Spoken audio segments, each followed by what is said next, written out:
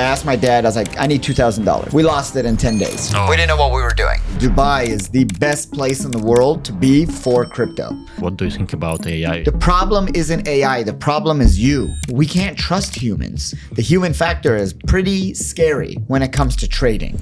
If you're not using AI, AI is not gonna replace you. Robots are not gonna replace you. It's Kevin using AI that's gonna replace you. If I can automate your crypto trading with the backing of AI, I'm taking all of the indicators, I'm taking all of the social media posts, I'm analyzing that. No human can do that. You can have 100 people in a room and you still can't do it as fast as AI. Every stock, bond, treasury, securities, commodity, and real estate, all of the hard assets will be tokenized in, I'll say 10 years from now. There's too much money in it for BlackRock for them not to tokenize it. Some of these meme coins, you don't even know who the founding team is. They're hiding behind the NFT picture. They're hiding behind a pixelated whatever. Everybody and who was anybody was mining at that time. Gambling on meme coins is essentially gambling. But when you make money in gambling, someone loses money. The good part about the meme coin market is their community. It's the strongest communities ever in human history. Everybody who owns crypto, whether you own $1 or $1 million of Bitcoin, Ethereum, Solana, whatever you own. I want to show you something that's going to change the world. Greetings everyone, I'm your host, Kirill Ivanov. Today my guest is Kevin Soltani from GIMA Group. We'll discussing about trends in crypto for 2025, including AI trends, DeFi, narratives, and gaming industry. Hi Kevin. How you doing, brother? Yeah, perfect. Good seeing you. Yeah. Can you introduce yourself? Can you tell me about your journey and experience in crypto field and fintech world? I appreciate you having me. Kevin Soltani here from GIMA Group. So I got my start in Wall Street. So after college, I graduated and I started trading, short trading on the commodities future market. Super precise, super, It's very interesting. Oil specifically. So I started trading in 2008 and then I graduated in 2011. And that was a financial crash. Right. That was when the world was ending. It was terrible. It was really weird. It was a weird time to be in college and then graduate. And you're like, well, what do I do now? So what was also born in those times? Bitcoin. So it was a weird and interesting time. I got my start trading and I remember the first time I traded, I asked my dad, I was like, I need $2,000. I'm a broke college kid. I don't have any money. So I was like, I know what I'm doing. I can trade, blah, blah. So me and my best friend got $2,000 from our fathers. We lost it in 10 days. We didn't know what we were doing. But I was always fascinated by finance. So I started trading, graduated, started trading on the futures market, short trading specifically. And then I go to Amsterdam one year for my music business. It was Amsterdam Dance Event. It's one of the biggest events in the world every October. Yeah, I heard about it. So I would live there from 2006.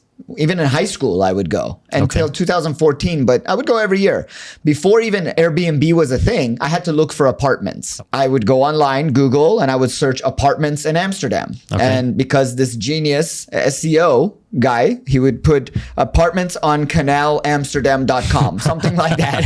Genius SEO. So I was like, great. I started renting apartments from him, 2010, 11. And one day, the guy who owns the apartment, he says, you're renting my house now 2-3 years. Who are you? Well, you know, what are you doing? What are you doing here? He says, come over downstairs. We had the highest apartment. He had the 3rd floor. We had the 4th floor. He said, come over to my house after whatever your conference. We come over and he says, you guys seem smart and you're running around the city and you're renting my place, not cheap. What do you guys do? We told him about, our technology. We had a back-end technology that we used, online radio, and we had a music label. We were signing music. And he says, I want to show you something that's going to change the world. And it was Bitcoin. And it was October 22, 2011. And we left and we said, this guy's crazy. It was He was also drunk. Shadow Larson, I love you. You know who you are. Shout out. But it was crazy. It was just crazy to me. It was like, this guy's losing it. You bought Bitcoin in this time? No. I wouldn't be here if we had done it then. Okay. But he was a very smart guy. Graduated from Stanford. Very smart guy, Shuttle Larson. One of the smartest people in my life to this day. Earliest day mentor. Next year I came back and October, we hadn't talked in 1 year. And he said, what about that Bitcoin? So it had gone from sub $1, $1 range to $3 to $10 range.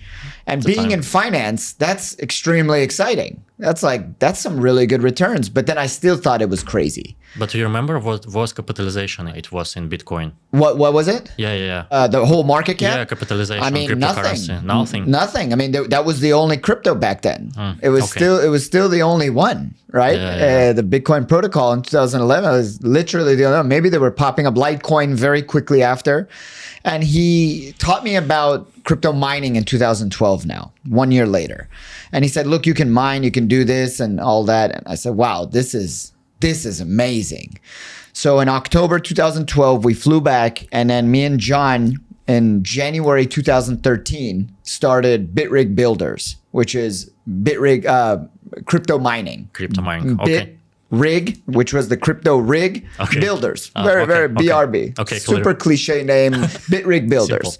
And we had another friend, Nick, and we brought him on, and we all started building crypto mining machines in our mom's kitchens, literally in the kitchen. And then it started to get hold. We would talk to people. They say, oh, could you do that for me? Could you do that for me? 1,000, 10,000, 100,000, whatever the money was, we would say yes.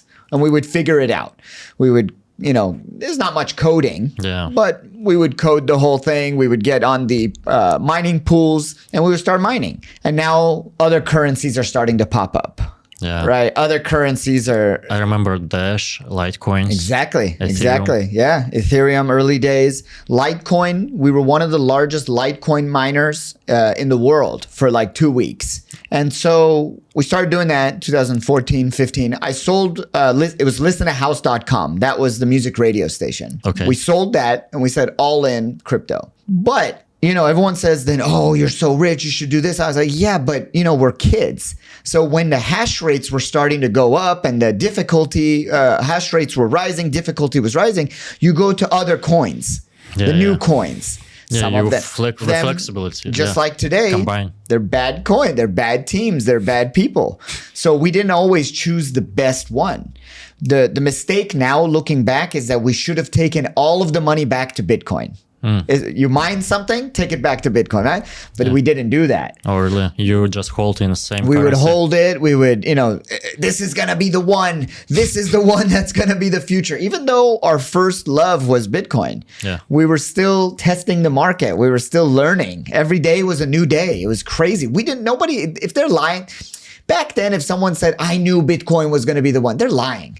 When there's so much energy going on, it's so difficult to stay focused, especially when you're 24 years old, fresh out of college. You got all this exciting shit going on like that. It's tough. Yeah, it's very tough. Exactly. I'll be honest. But that was our biggest mistake, but our biggest probably achievement too, because we learned about everything. Security protocols, like you just said, Dash, Litecoin, Ethereum. And then Ethereum had a bunch of greatness that happened in the early days, but not really much energy on the other ones. Litecoin, we thought Litecoin might be the one. It had the lowest difficulty for a long time. So we did that. We sold BitRig Builders in 2015, 16, late 15. And I started GIMA Group, After my current 2-3 company. years? Yeah, it was about just under 3 years. In totally, mining company was successful? Yeah, of course. It was amazing. We sold that other company and we got into this. GPUs were getting very difficult to find. Very expensive, very difficult to find. GIMA Group, it was born in 2016 under a different name, GIMA Corp. Then we rebranded in 2017, 18-ish.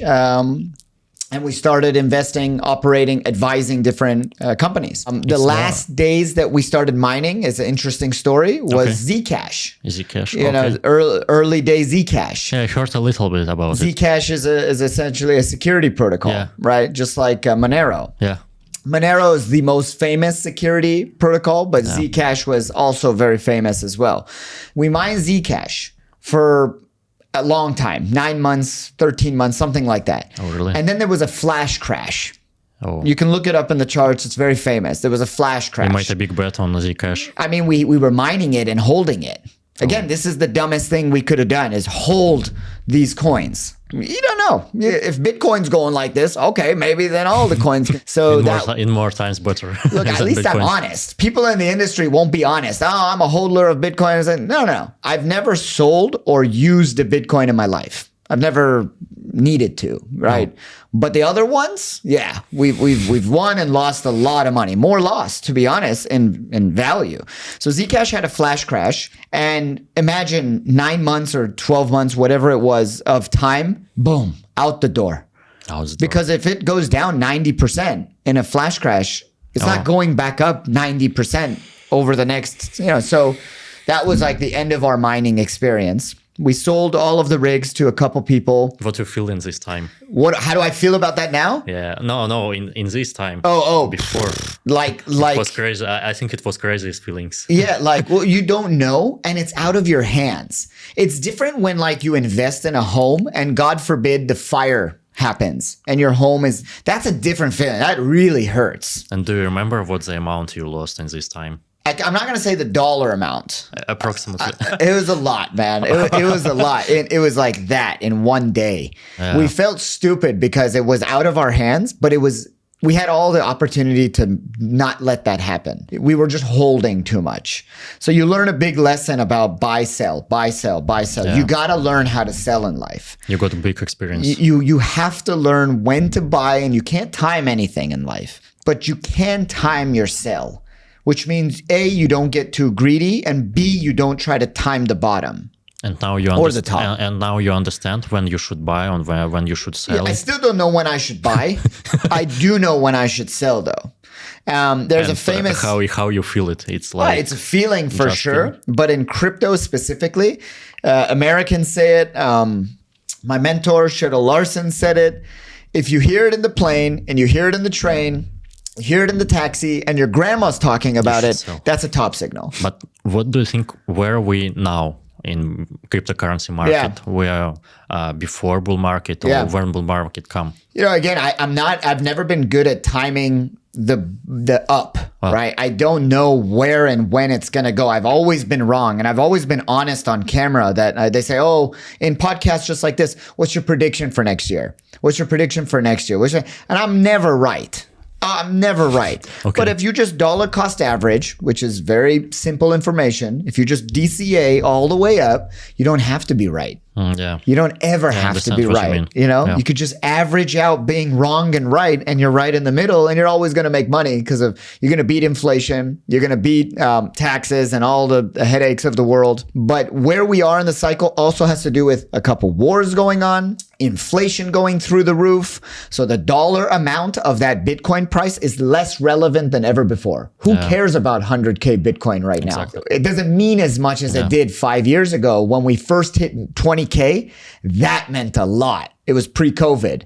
So right after COVID, all the money around the world has just shot up. Inflation, right? Yeah. So the money value, the price action of these coins means less these days, in my opinion. I don't get excited about 100K Bitcoin anymore. Maybe if it goes to 250K, 150K, now we're, oh, whoa. You just do your own business. Yeah, but at 100K tomorrow, who cares? Look at the dollar value. One milk in America is $7. So the dollar value of these coins where people are, oh, I need this, I need 100X, I need this, is irrelevant these days. Because our lives have become so expensive. But I do believe that we haven't hit the bull run yet. They want to see, is inflation, the quantitative easing? So countries around the world are printing money. Yeah. Europe's printing money again. Japan is printing money always. If we go back about GIMA Group, what you focused more? What is your main business? You work more with cryptocurrency or like with which type of technology? After we stopped mining, we liked the technology. We liked payments. I love what that can do because everyone uses a payment provider. About payment gateway, right? Gateways, remittance, when people send money around the world. So payments is interesting to me. So when I look at what effect can happen today, I look at blockchain and supply chain. is very interesting, and pharmaceuticals.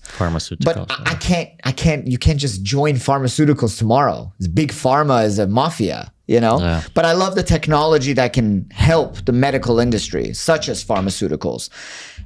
Supply chain is, tracking, shipping is very exciting. We can make things more efficient. We can get things to people quicker, faster, more secure. And gaming, tokenized gaming. I'm a gamer. Is very exciting. That's a big part of our life in GIMA Group. We've been very successful in traditional gaming in esports and also Web3 gaming as well. Can you share your experience and background in gaming sports? Yeah. So in 2017, I went to Turkey, Istanbul, for the first time. Beautiful country, beautiful people. Yeah. Economy wasn't as bad as it is now. But economy is weird. It's very tough now. It's, it breaks my heart because you see the money just going like that or like that. Yeah, I've been in Istanbul last year and it was terrible. The gaming side is where I fell in love with the energy. I went to an esports match. They have a arena. You? Yeah, I went. Yeah, why? You said me. Why you? You not look like a professional gamer. I'm not a professional. No. I was just watching. Okay. I was watching. No, I'm definitely not a professional gamer. I love gaming, but I'm not a professional gamer. I went to the arena. I was like, dude, this is amazing. What is this? We don't have this in America, but we did. I didn't know we had it in America and around the world. I got in touch with someone and he said, we're looking for investors. We're looking for help. I said, let me help you with your marketing, your growth. Okay. So Royal Youth Esports back then was one of the teams. Okay. In 2018-ish, by that time, I came back a few times and I joined Rushan and Chaka. These guys were the owners of Royal Youth Esports. They had just rebranded. Then I joined them as international general manager. I learned about everything very quickly. In 2019, they qualified for the League of Legends World Championship. They won League of Legends in Turkey, which is a big deal. Yeah. Really big deal. I was there. It was freaking amazing. It was just like winning a championship in La Liga or Premier League or Super Bowl or whatever. We went to Germany 2019 for World Championships. And then I'm the only one that could speak good English. They're Turkish. They had rough English. They said, you need to do all the interviews. Okay. We did an interview for ESPN. ESPN is one of the largest international sports. And I've been watching them since I was a kid. And I got featured, me and the general manager, we got featured. I said, whoa, this is like bigger than I thought. This is way bigger than I thought. We did really well. It was against a Brazilian team and Royal Youth. And these two teams, they broke the record that day for most viewers. It was, I don't want to say wrong, I believe 700,000 viewers. 700,000 viewers watched our game. From Brazil and Turkey and around the world. It's impressive. It's incredible. That's 7 stadiums in Madrid, St. Bernabeu, in one day. We go back to Turkey and the owner says, listen, we're trying to sell the team. We're done. We're over this. We did success, but we're done. I said, I can't buy the team myself. I don't have this type of money.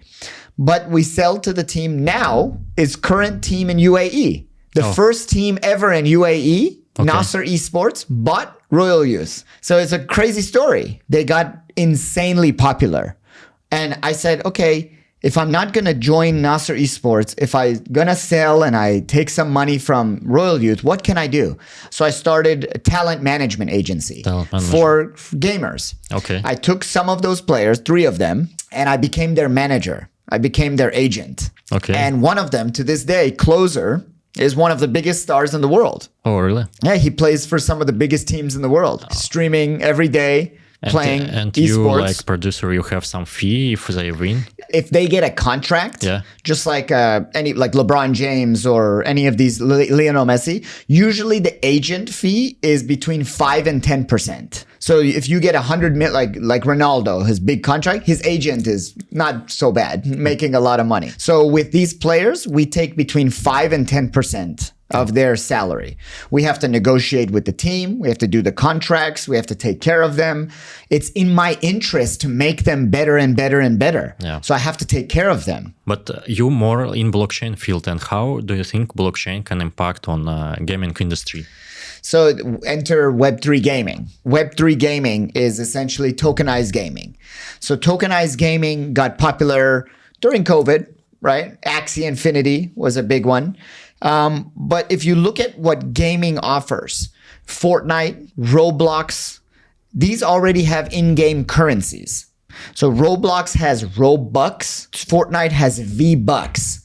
These are in-game currencies that you have to purchase and play within the game. But it's like cryptocurrency or it's different? Totally different. Totally different, yeah. Cryptocurrency has an off-ramp. You can take Monero and make it into dollar, USDT. And then USDT, you can go OTC and make in yuan or dollars or whatever, physical, right? Buy a home, whatever.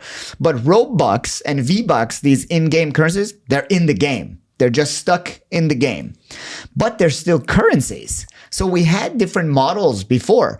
Now, if you add cryptocurrencies in the game, now you can play the game, earn from the game, stake in the game, make a yield from the currency, and maybe one day take the currency back to Bitcoin or dollar and make some money. You can buy whatever you want, right? So that's what Web3 gaming and the power of tokenized gaming is. And we saw only just one not good example in Axie Infinity. It was a great example, but there was only one. Now, I believe 2025, 26 is going to be gaming 2.0 in Web3. Crypto gaming 2.0 is coming, and it's going to be massive.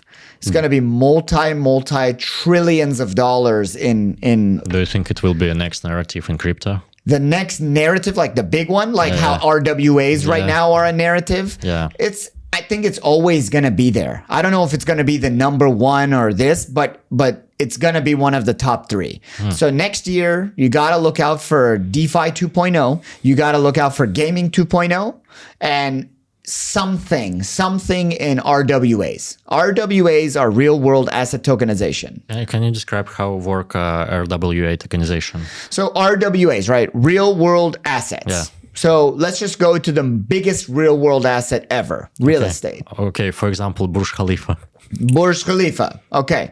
Now, if the government, who I believe owns the Burj Khalifa, right? If they say, we want to tokenize this building, so we're going to sell 20% ownership back to the world, whatever, because they want to raise money.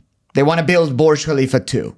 Okay, and it's like way just to keep my money and that's all? Or, no, so they want to... What's the benefits? So Burj Khalifa also has hotels, Armani Hotel. They have events, right? I'm sure because it's connected to the mall or the fountain show, they make some type of revenue on that. There's many revenue streams.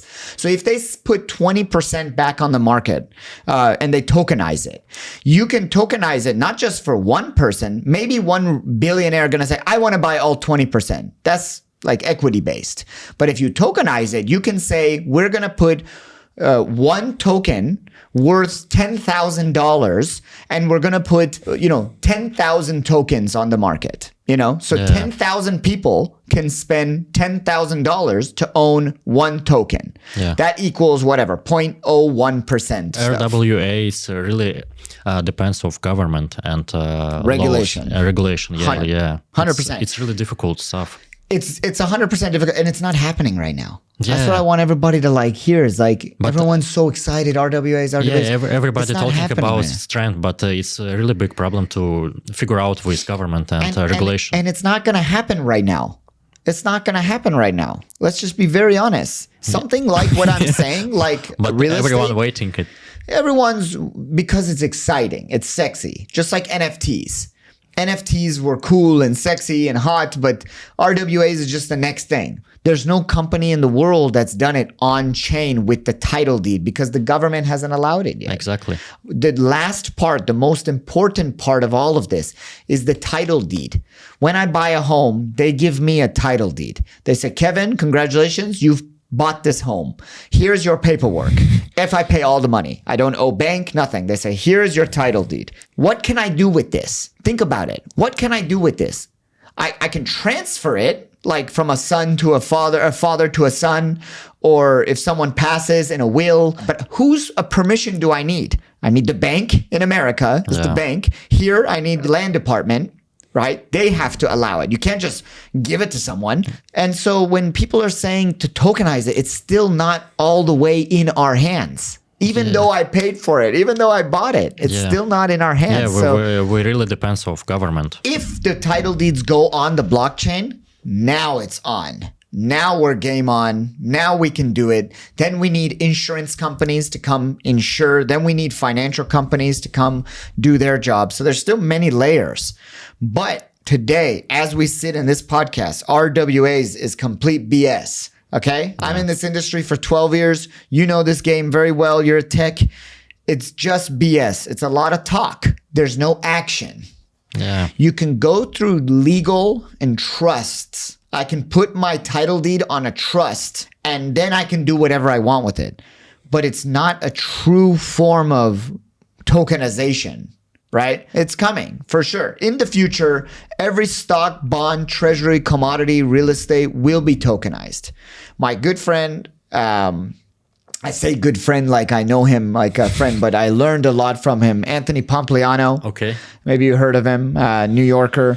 And he said it, and I'm going to say it again, and we all believe it. Every stock, bond, treasury, securities, commodity, and real estate, all of the hard assets will be tokenized in, I'll say 10 years from now. It takes time, yeah. Every single one. Yeah, it takes time.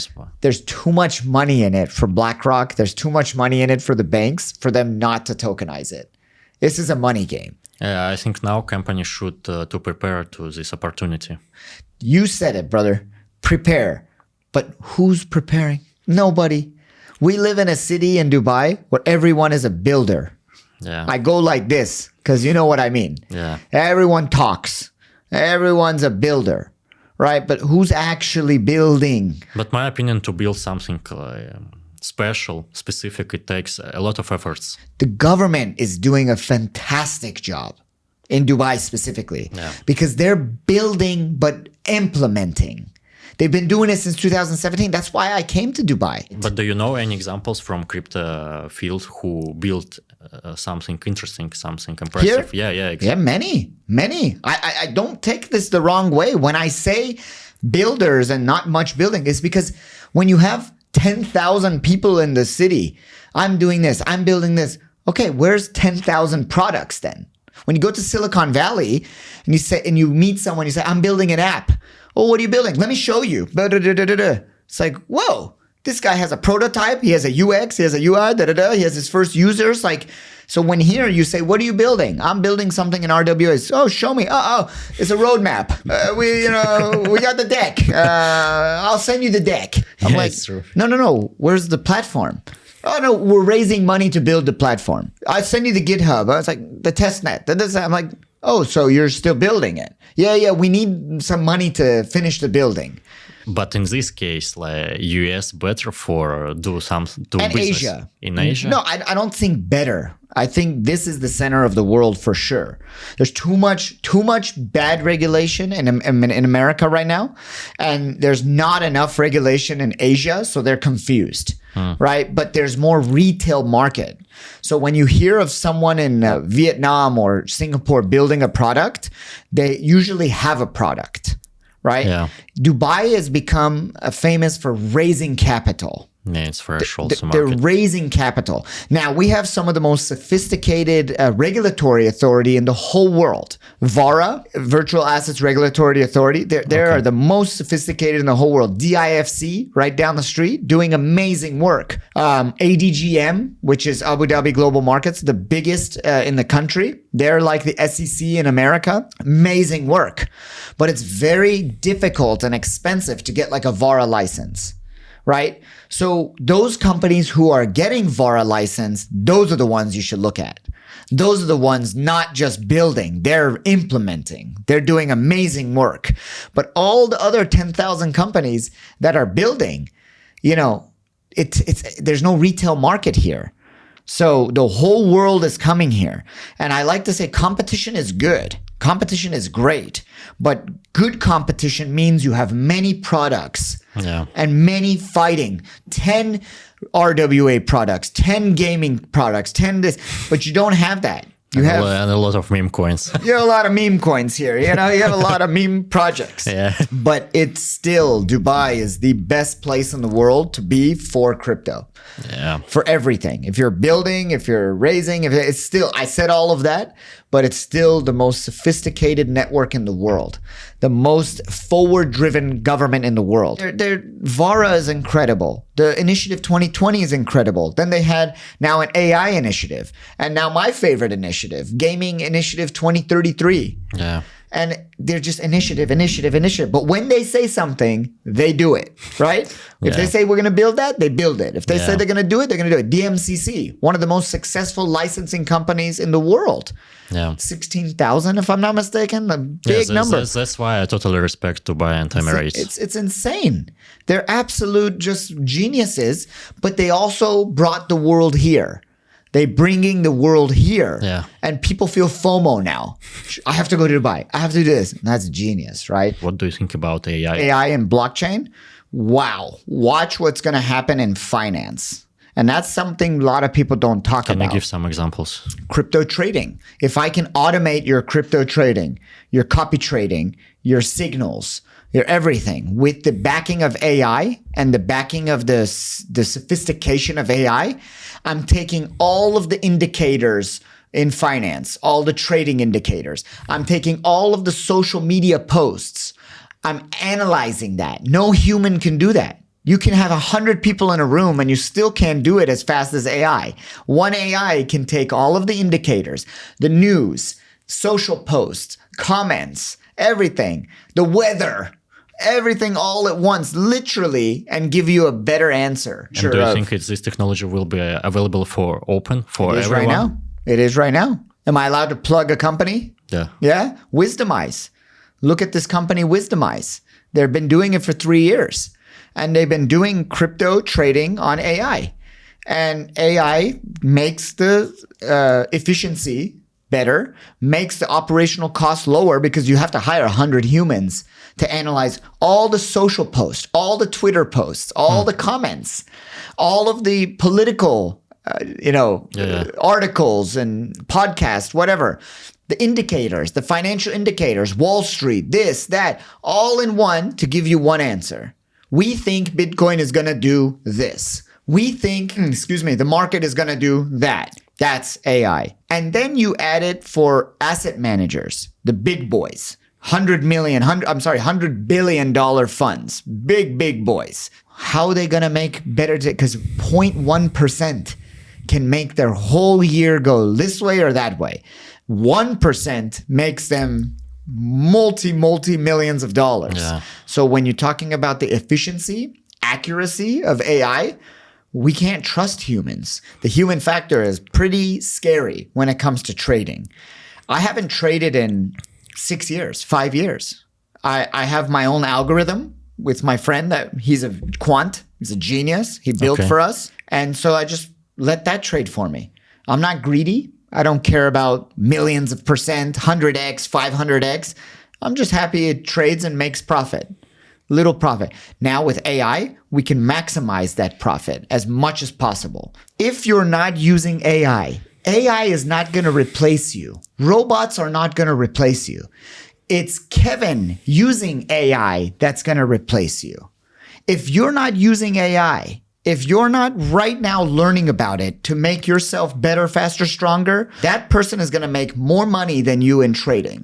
That's what AI is currently going to do. Robots in the earliest days are going to do the same thing. If you have a robot assistant and you can say, go cut the grass, go get this, go feed the dog, little very funny tasks, how much time you have opened up. Now that was a funny example, but the AI example is a real example. Today. I definitely agree with you. But if we look on the future, probably in 10 years, 20 years, robots can replace totally. Sure. I'll be like almost. I mean, AI can help you to be more competitive with other people. Yeah. Maybe some period of time. Yeah.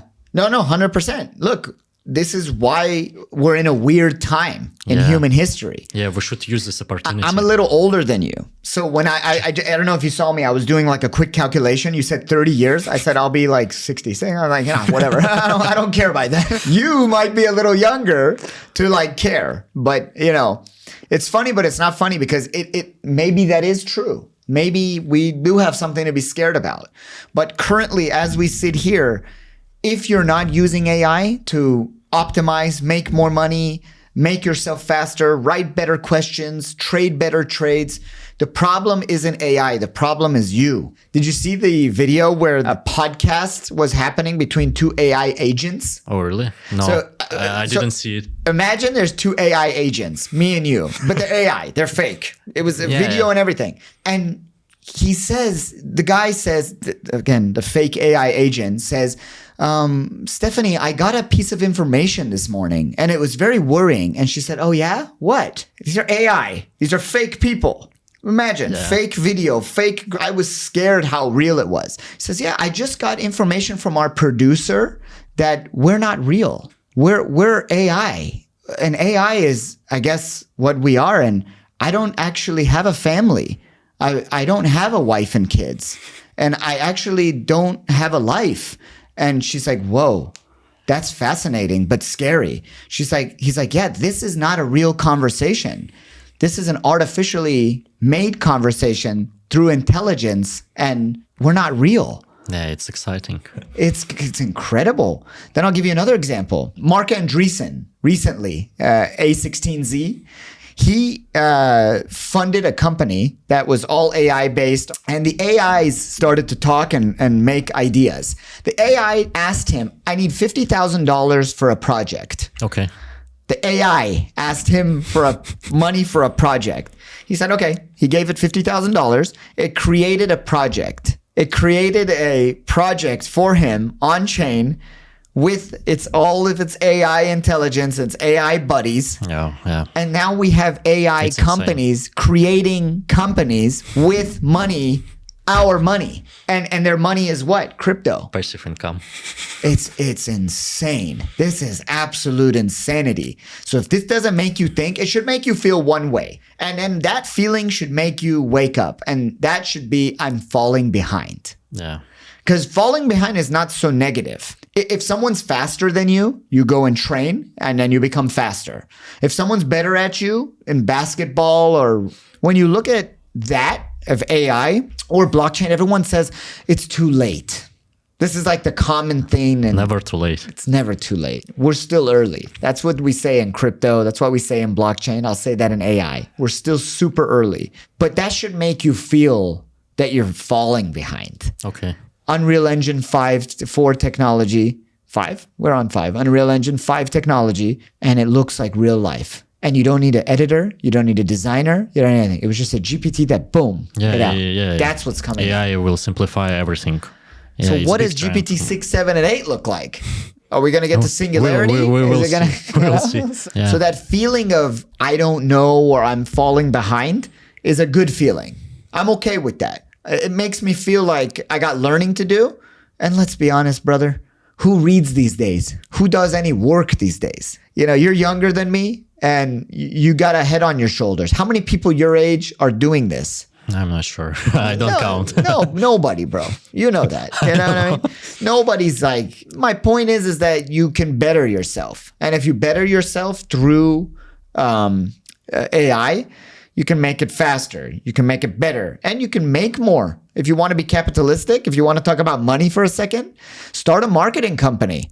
Not you, anybody out there. Start a marketing company. Hire one person just to use AI. Now you have 10 employees. Yeah. Can you describe what you see, which trends you see on 2025 in general and in crypto? You mentioned about DeFi 2.0. Yeah. Because 1.0, we say 1.0, 2.0. DeFi 1.0 was huge, but it had a lot of problems. But what you put exactly in this meaning in DeFi 2?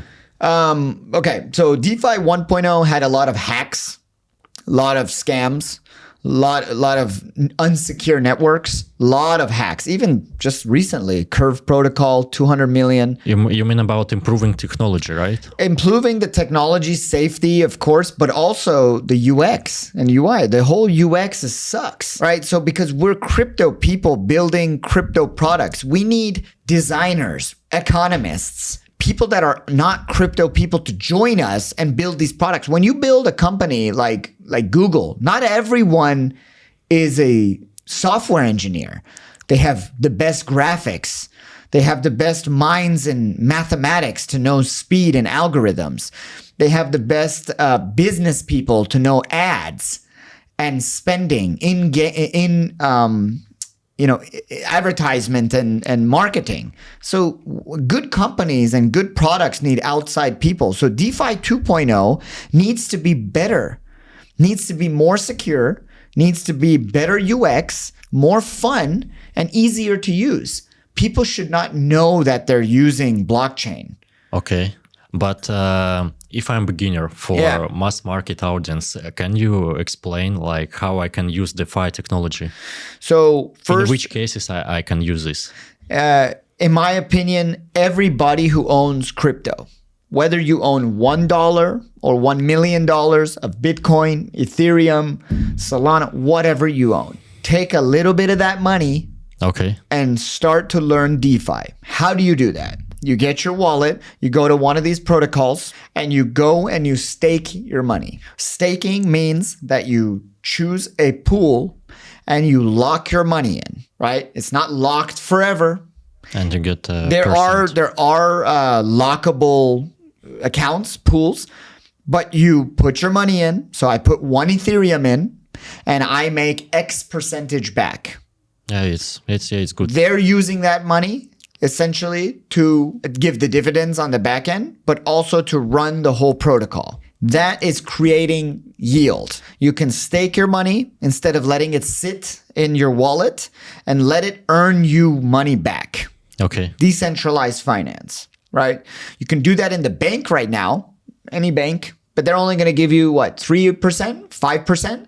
In DeFi, depending on the protocol and the timing, between 5 and 100%. But what do you think? A lot of people now are really interested in meme coins. Meme coins also put in DeFi, or like it's different? There's definitely meme coins that are been able to stake too, which are in huge percentages, hundreds of percent, but the backing is not Ethereum. You never know what's happening. The backing is not Bitcoin. The backing is not Solana or Litecoin or whatever.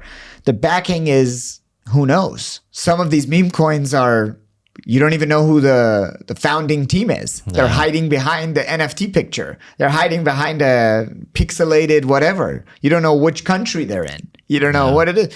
So it's all speculation. You're speculating that this meme coin is going to have a network effect. Meme coins are also very liquid, because every moment someone's moving something, 1, 2, 4, 6, 8, just boom, boom, boom, boom. Usually the problem in meme coins is you're always feeling like I'm going to be the last one holding the bag, because when it goes up 100x, we made 100x, and you go to sell, it's already down. Yeah. One time. What was that? Was that insider job? Was that a rug pull? Was that you were late? But you believe in meme coins, or you see? It's crazy because do you see benefits for cryptocurrency in meme coins? Okay, that's two different questions, because benefits must be beneficial. Investing in a meme coin today, whatever, dog with hat, which was was it a ruin or an ordinals? I had to ask this question. Yeah. And this is the first time on camera that I'm going to say these things.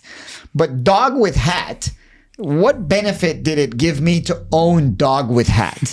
Nothing. What benefit can I make beneficial for me or my portfolio or the human society with dog with hat? The argument is I can just make money. But when you make money in gambling, someone loses money.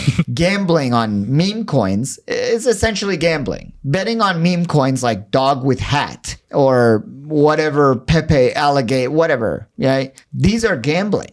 And so if you're gambling with that, you're hoping the network effect will stay and not rug pull or stay and go up. So the only two big ones that have ever happened are Shiba and Doge. Now they have billion dollar market caps, right? $1 billion market caps. The good part about the meme coin market is their community. It's the strongest communities ever in human history. Big community, yeah. So if they can do something good, anything that gives a benefit that we said to become beneficial for something, then you have my attention. Like Shiba. Shiba's now investing in a lot of different avenues, a lot of different verticals. So if you can use that community for good, you have my attention, right? I hope. Maybe they start funding different protocols. They start making games. Maybe they start. So the Ton Open Network, Telegram Open Network. Yeah. It has a lot of that. A lot of meme coins, a lot of Ton mini games. Mini games, yeah. A lot of casinos, a lot of stuff like that, you know? They have a lot of everything. I can't stop that. I can't stop people from enjoying games and time and money, whatever. But the Ton backing is Telegram. Telegram is a very sophisticated messaging app. Are there a lot of bad people using Telegram for bad things? 100%. Are there a lot of bad people using WhatsApp and Instagram for bad things? 100%. What's the difference? It's just one is tracked, one is owned by big tech, and the other one is not. So when you look at like pharmaceuticals, it's in the hands of 5 companies. If you decide to cure cancer tomorrow, you probably disappear. You're probably going to not make your next plane land. Yeah. You know? So who am I to say anything about anything? You got to keep this world open. You got to keep it as open as possible. Let free markets and competition win. If you're better than me, you should deserve to be better than me. Yeah. Not because you live in one country or you have one regulation or this and that. Let your body, your mind, your soul, your energy, if you believe in God, spirit, let that decide. Not some country or some law. You know, so that's why I think Telegram is an amazing product. Can you share your personal insights and what you can recommend for our audience? For the crypto friends out there, for the blockchain friends out there, I'd say if you're not in crypto, learn it for sure. I think your audience by now, they know about crypto. They own a couple bucks. So learn about DeFi for sure. Decentralized finance. The institutions, the banks, they're going to come. They're going to start owning DeFi. What are you going to do about it? Okay. Next is gaming. Gaming, traditional and Web3. Traditional gaming, like someone like Saudi Arabia, whatever you do. Esports is competitive gaming.